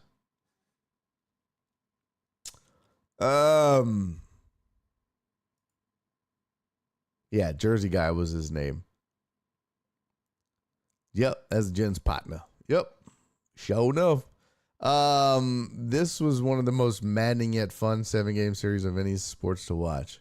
Give me this over LA, New York every time. Well, Heartthrob, unfortunately, you're not allowed to chime in that regard because you're a fan of the team that won the title. I know that's not fair, but that's just how it goes, brother. You don't get to be like, this was the greatest series ever. Yeah, your team won the fucking title. you kind of don't get to have a say in the matter. You know what I mean? Of course you're going to think this was the greatest series ever. Astros fans think the 2017 World Series was the greatest World Series of all time.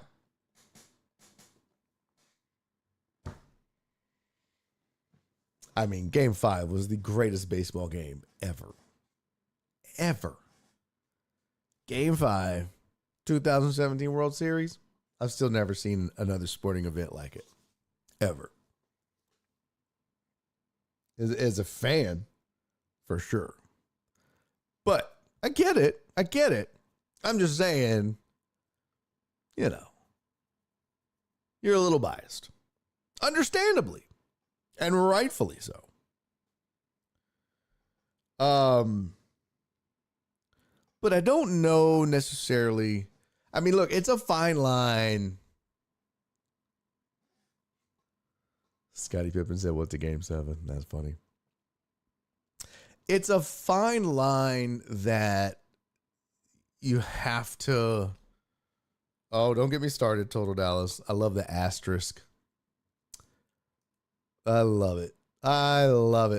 Because every time someone wants to put an asterisk on that, I get to remind them that the Astros won it on the road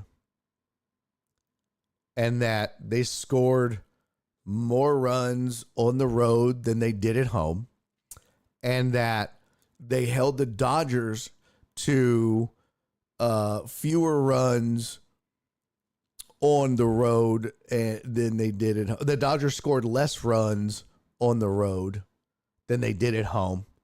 The same with the Yankees. Like, I mean, it just the numbers don't bear out the asterisk. They just don't.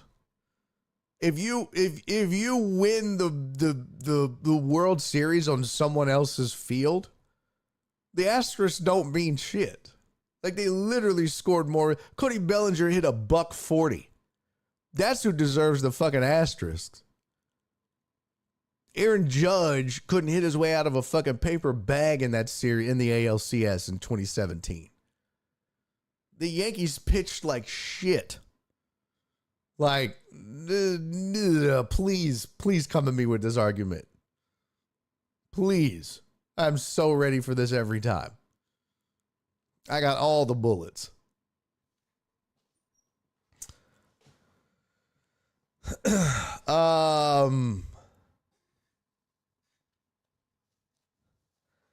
It wasn't the greatest. Everybody hated it because it wasn't a big market series. Even if OKC loses, it was a hell of a fun series to watch. Well, that's just it, though. I mean, who thinks this is a better series if it's the Lakers and the Knicks? Not me. You know what I mean? Like, that's just it. Bigger markets doesn't necessarily guarantee you a better series or you shut your whore mouth, Jacob. Shut your whore mouth. That's absolutely a dynasty.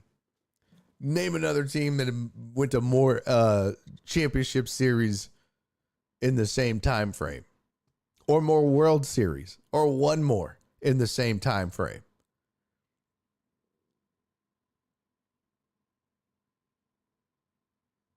That's a dynasty, bro.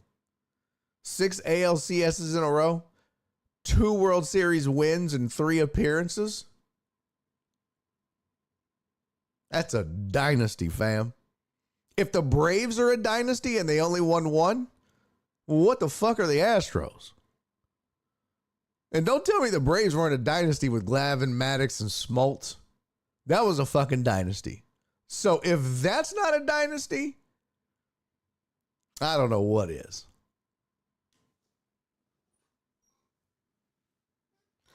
I didn't know the round before the championship counts for dynasties. A dynasty isn't just about championships. It's about dominance. There was no more dominant team in the era from 2015 until prior to last season than the Astros in MLB, period. End of story. There was no more dominant or feared team in baseball. From 2015 to 2023, There was no more feared team. Well, 2017 to 2023. But even 2015, they made the playoffs. But the dynasty, if you want to count it, started in 2017 when they won the World Series. 2017, 2018, 2019, 2020, 21, 22, 23. That's a dynasty.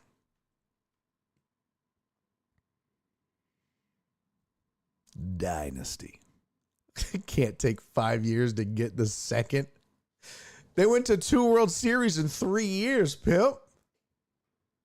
What are you talking about? They went to a World Series almost every other year.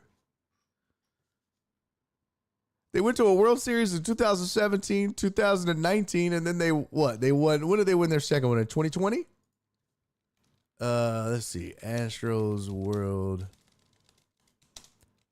Series appearances. 2017, 2019, 2021, and 2022. Winning 2017 and 2000. So I'm sorry. I left one out. They went to 4 World Series. Not 3, 4 in that time frame. My bad. I said 3. They went to 4 World Series. I left one out. 2017, 2019, 2021, and 2022. They went to back-to-back World Series. That's a fucking dynasty, bro. You can paint that however you want. It's hard enough to win 1 World Series, period. They won 2 in a span of 6 years, 7 years. And you want to knock them for that? In the same span, they went to the ALCS every single fucking year. And out of those 6 appearances, they won 4 of those and went to the World Series. That is a fucking dynasty, bro. Starting in 2017 all the way through 2022. And actually, we could say 2023 because they went to the ALCS in 2023 also. That's just straight up, just raw dogging the AL, bro. Raw dogging it. So they're 2-2. Yeah. 2-2. What did the Dodgers do in that same run? Huh? These vaunted Yankees, how many appearances did they make? Huh? And what did the Braves do? And they're a dynasty. Come on, fam. Come on. You can not think it's a dynasty all you want. The fact of the matter is, there was no better baseball team from 2017 to 2023 than the Houston Astros. Period. You can look it up by record. You can look it up by ALCSs or League Championship Series, World Series appearances, World Series wins. You can look it up any way you slice it. From 2017 to 2023, there was no more dominant team in baseball. That's a 6-year run. That's a dynasty, pimp. However you want to slice it. It's funny, Amos said in my personal record book, it's only a dynasty if you win a minimum back-to-back championships. That's just me, though. That doesn't make any sense either, because now you would call the Rockets a dynasty? I wouldn't. That would mean you think the Rockets are a dynasty. A dynasty, to me, is sustained excellence. Sustained excellence. Not just, they win a lot. Excellence means you're literally the pinnacle. You're there or close to there every single year. And that is league championships, World Series appearances, World Series wins, World Series losses. And in a span of 6 years, going 4 times, whether you win or lose, that's pretty fucking good. Imagine a team getting to the NBA Finals 4 times in 6 years. I mean, I think we'd call that a fucking dynasty. Even if they only won 2 of them, we'd still call them a fucking dynasty in basketball. Same thing in football. Imagine a team in the NFL.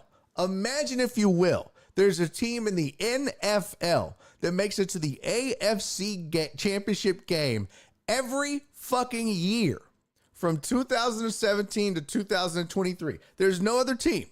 Oh, wait, that sounds like the Chiefs. And then they make it to the Super Bowl 4 of those years, lose 2 and win 2. What would you call that in the NFL? You would call it a fucking dynasty, even if they don't win 2 of them back to back. There is no doubt about it. No one would debate that. That NFL team would be an NFL dynasty. Why would it be any different in baseball? It's not. The only difference is people want to talk that shit because of the trash can thing. Miss me with that. Are the 90s Bills a dynasty?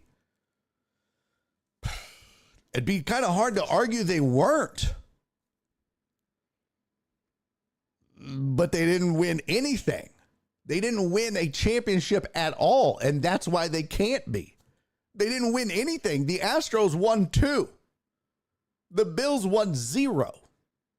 The Braves at least won 1. The Braves got there all the time and didn't win, but they made appearances. The Bills never won one. And that's what keeps them from becoming a dynasty. The Astros won. Not 1, but 2 out of 4. The Bills never won one. Not 1. They were so close to being a dynasty. Had they just won 1 of those, then we could argue maybe they're a dynasty. They only won 1 of 4 or whatever, but they never won one. Hey, Flip, you know how you don't get ads? I could tell you, All the Bills had to do was win 1, and they could be in the conversation as a dynasty. That's all they had to do, was just win 1. I mean, God forbid, Flip, I'd love to do the show for free. For fuck's sake, man. Love to do the show for free for you. How about I just come to your house and do the show for free for you every day? Jesus Christ, man. Do you write in letters to ABC and let them know and bitch and complain about the ads on Hulu? Come on, bro. I'm here trying to earn a living, man, and entertain you. No. The sustained success with the championships. I clearly said they won 2 World Series. They made 4 appearances, won 2 of them. You can't call yourself a dynasty with no championships. That's silly. They're very close, but to have no championships would be silly. Sustained success with championships. That's how you become a dynasty. Come on, pimp. This ain't that hard. If the Bills win 1, they're in the conversation. But they got 0. Attaboy. Exactly. YouTube Premium is amazing. You get no ads. All he's got to do is subscribe on Twitch and he gets no ads. He's just being cheap. But that's just it. If they just win 1, just mix in 1. I mean, it's probably still not. But that was a tough era because you had a Cowboys dynasty and a Niners dynasty potentially. Like, that was a tough era. No. Fuck no. You crazy. Hey, much love, Nate. Appreciate you, sir. I don't know who made up that rule. My understanding has always been 3 championships in the span of 4 to 5 years. That's a weird rule. I don't know. That sounds like that's weird. 3 championships in the span of 4 to 5 years is a dynasty. I don't know. I don't know who wrote that. I mean, that would certainly make you a dynasty. But that just sounds like somebody just making up their own rules. You know what I mean? Like, that just literally sounds like somebody making up their own rules. Because if you think about it, if you take out baseball and just think about it in NFL terms, Think about it in soccer terms. Think about it. Hell, just think about it in NBA terms. You know how the last time there's been back-to-back NBA, but think about that. Like, think about what the Warriors did. Let's pull up Golden State. Hold on, let's see. Let me see. Basketball reference. Golden State Warriors come out to play. Let's see. Warriors. Bitch. Oh, there we go. Stop it. So the Warriors dynasty, 1, 2, 3, 4, 5, 6, 7, 8, 9, 10, 11, 12, 13. So in 2012, 2013, they lost in the conference semis. The next year, they lost in the first round. The following year, they won the finals. The following year, they lost the finals. The next 2 years, they won back-to-backs. And then they lost in the finals. And then the following 2 years, they didn't even make the playoffs. And then they won a title. And then they lost in the semis. And then they didn't make the playoffs. And then they lost in the semis again. So I think losing in the semis, not making the playoffs, losing in the semis, safe to say we're out of the era of the dynasty. The dynasty probably ends in 2022, 2023. The year after the finals. I'm guessing that's probably the end of the dynasty. That team was, well, I would say the dynasty probably ends when they send Clay on.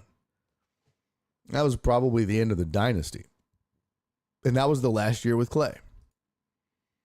Because the following year, 2023, 2024, no, they still have Clay that year. Curry, Clay, but I think he didn't play that year, right?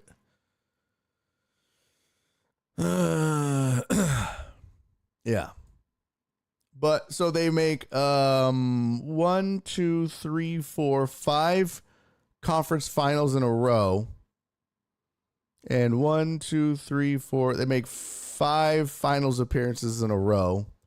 They win 3 and lose 2. So they're 3-2. Yeah.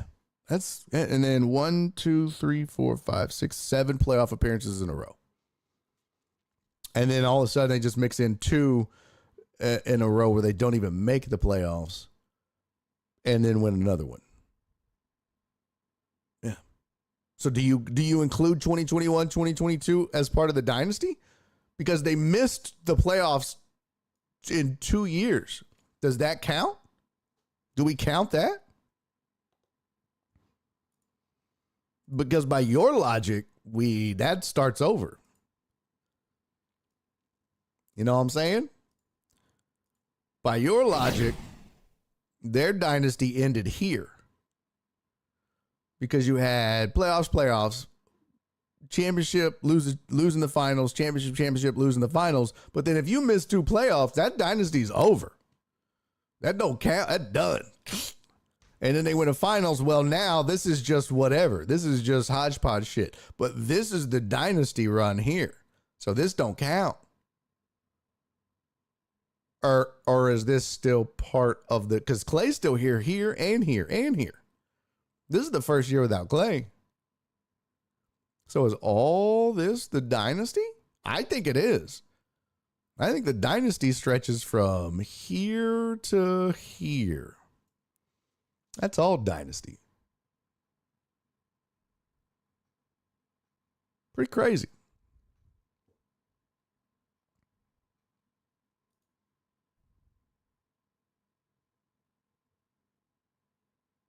I'm rolling with that. In the playoffs 2 years in a row. Missed the playoffs 2 years in a row. Dynasty over. Start over. Okay.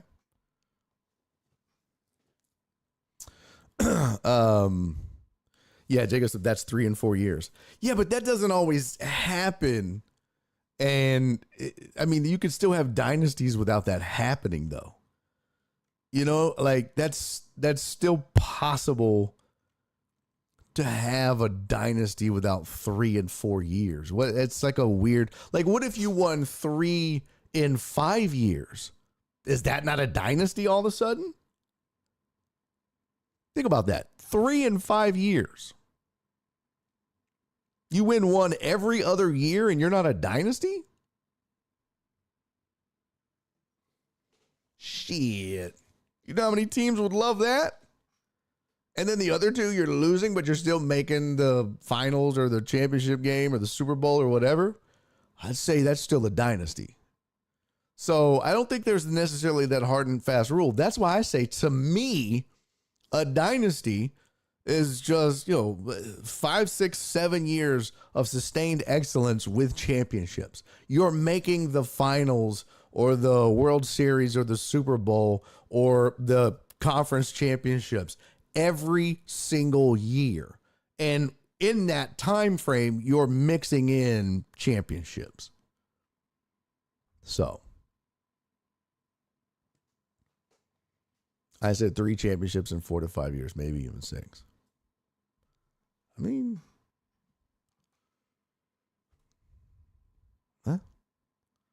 we can agree to disagree. I don't think you have to have 3 championships to make you a dynasty. Because by another definition, somebody said just back-to-back makes you a dynasty, which I said, nah. Yeah, Walt said the Spurs didn't win back-to-back.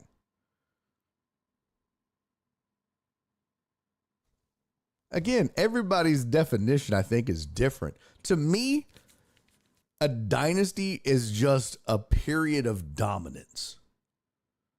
It is a obvious period of dominance, sustained dominance and excellence with championships. Multiple. At least 2.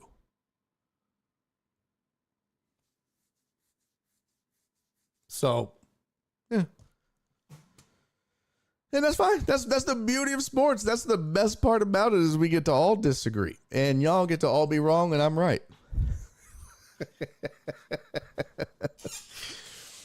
Eamon said, by your logic, the Cavs and the Warriors had simultaneous dynasties going on.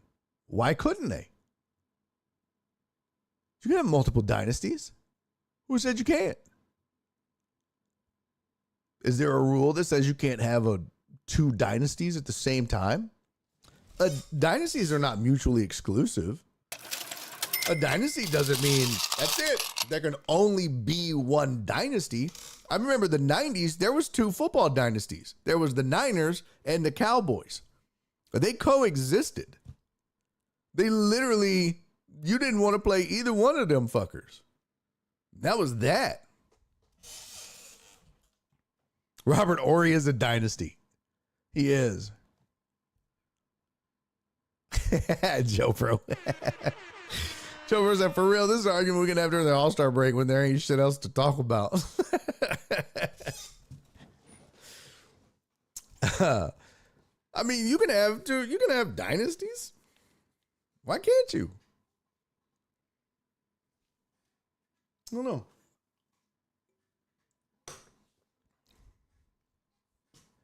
I just don't think there's no set rule, It's just, to me, sustained excellence.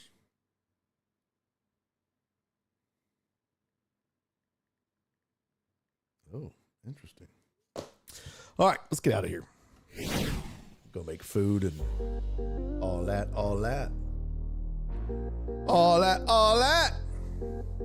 Good times, ladies and gents. Good times. Fun start to the week.